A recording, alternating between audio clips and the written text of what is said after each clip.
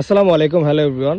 এই যে আমার বাগান বিলাস গাছগুলো দেখছেন, এই গাছগুলোতে আজকে একটা বিশেষ খাবার দেব, সেটা হচ্ছে গাছের হরলিক্স।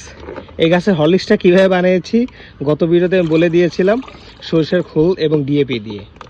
তো আগের ভিডিওটা দেখে নেবেন কী পরিমাণ ব্যবহার করেছি, তাহলে আপনারা বুঝতে পারবেন। আজকে আপনাদেরকে প্রয়োগ বিধিটা দেখাই। তো এটা হচ্ছে বাগান বিলাস।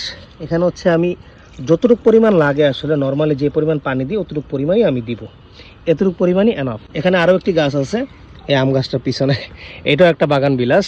তো এটার মধ্যে আমি দিয়ে দিচ্ছি এতটুকু এনাফ। বাগান বিলাসে ফুল আনার জন্য কিন্তু এমওপি এবং এই সরিষার খোল ভেজানো পচা সার, এটার কিন্তু কোনো তুলনা নেই।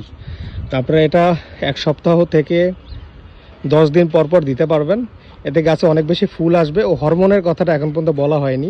গাছের অবস্থাটা বর্তমানে দেখুন, হরমোন কিন্তু ভালো কাজ দিয়েছে। তো সেটা নিয়ে আমি পরের ভিডিওতে আলোচনা করব। ধন্যবাদ এতক্ষণ সাথে থাকার জন্য। সাবস্ক্রাইব, ফলো করে সাথে থাকবেন।